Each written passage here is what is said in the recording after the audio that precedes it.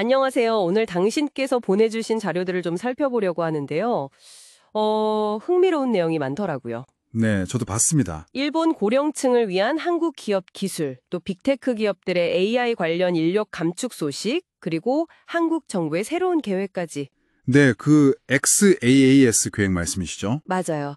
이 세 가지가 어떻게 연결되는지 기술 발전의 현재와 미래를 좀 짚어보죠. 자, 한번 자세히 들여다볼까요? 네, 좋습니다. 이게 언뜻 보면 다 다른 이야기 같잖아요. 네, 그렇죠. 분야가 다르니까요. 근데 사실은 그 디지털 전환, 그리고 자동화, 또 정부 역할의 변화, 이런 큰 흐름 속에서 다 연결되어 있어요. 아, 그런 관점이군요. 네, 보내주신 자료 보면서 그 연결고리를 찾아보는 게 중요할 것 같습니다. 좋아요.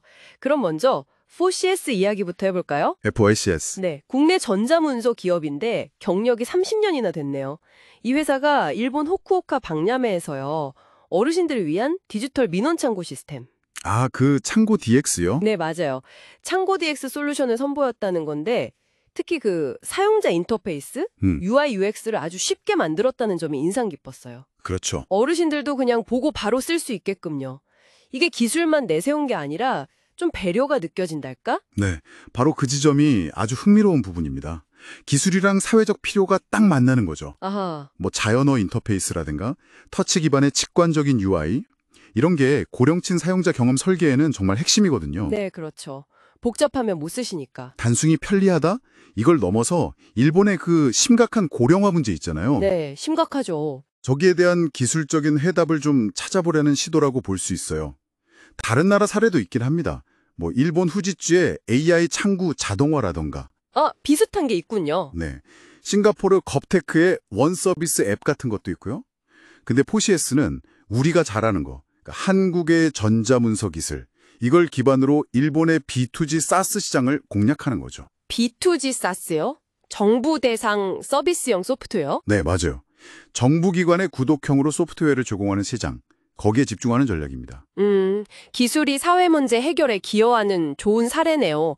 근데 또 다른 쪽을 보면 좀 현실적인 고민이 깊어지는 소식도 있어요. 어떤 거죠? 빅테크 기업들이요. 인텔, 마이크로소프트, 메타, 구글 이런 회사들이 AI 자동화 때문에 대규모로 인력을 줄이고 있다는 거예요. 아, 그 해고 소식 말씀이시군요. 네. 인텔이 22,000명, MS가 6,000명.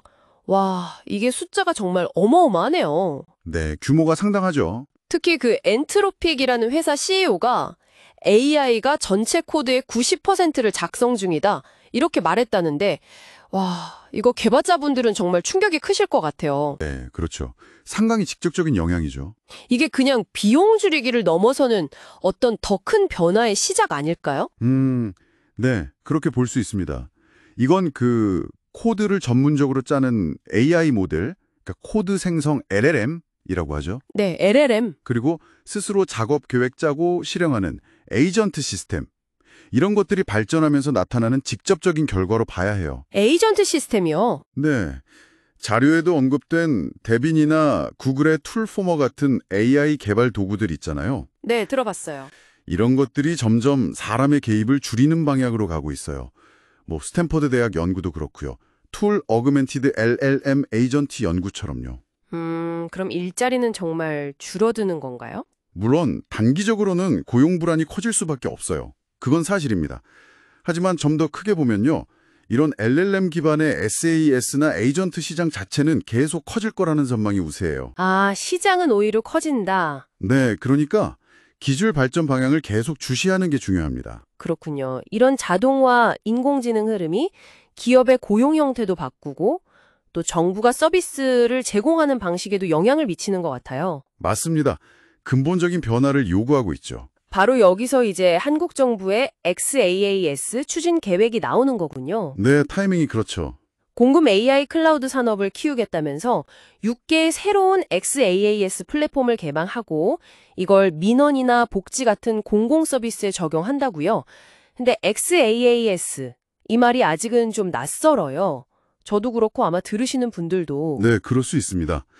XAS는 이제 Everything as a Service의 약자인데요. 모든 것을 서비스로 제공한다. 뭐 이런 뜻이죠. 모든 것을 서비스로. 네. 기존에 우리가 알던 인프라 IaaS, 플랫폼 PaaS, 소프트웨어 SaaS 이런 개념을 넘어서는 거예요. 아, 더 큰 개념이군요. 그렇죠. 민원 처리나 교육, 의료 같은 이런 사회 시스템 전체를 그냥 클라우드 기반의 서비스 형태로 제공하겠다는 겁니다. 필요할 때 빌려 쓰는 방식으로요. 에스토니아의 에스토니아 같은 디지털 국가 시스템이나 UAE가 G40이랑 협력해서 AI 클라우드 도입하는 사례처럼요. 정부가 주도해서 디지털 전환을 아주 빠르게 추진하려는 의지라고 볼 수 있습니다. 정부 주도로요? 네.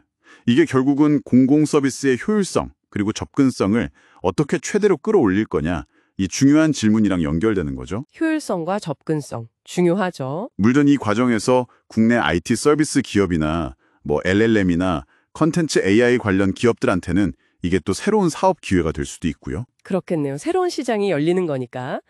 오늘 저희가 당신께서 주목하신 자료들을 통해서 고령화 사회에 대응하는 기술, 또 AI 발전이 가져오는 고용시장 변화, 그리고 정부 주도의 디지털 서비스 혁신, 이 세 가지 중요한 흐름을 같이 따라가 봤습니다.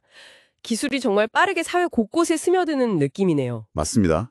기술은 결국 사회가 필요로 하는 방향으로 진화하고 때로는 우리가 알던 질서나 세상을 완전히 바꿔놓기도 하죠. 네. 오늘 나눈 이야기들을 바탕으로 당신께서 한번 좀 곱씹어 볼 만한 질문을 던져보고 싶어요. 네, 어떤 질문이실까요? 이렇게 모든 것이 자동화되고 또 디지털 서비스로 바뀌는 시대에 과연 공공 서비스에서 그 인간적인 교감이랄까 따뜻한 접점 같은 것은 어떻게 지켜나가야 할까요? 아, 중요한 질문이네요. 기술이 과연 모든 문제의 해결책이 될 수 있을지, 아니면 이게 또 다른 형태의 소외를 만들어낼 수도 있는 건 아닐지. 이 질문에 대한 답은 아마 우리 모두가 앞으로 계속 고민해 나가야 할 그런 숙제가 아닐까 싶습니다.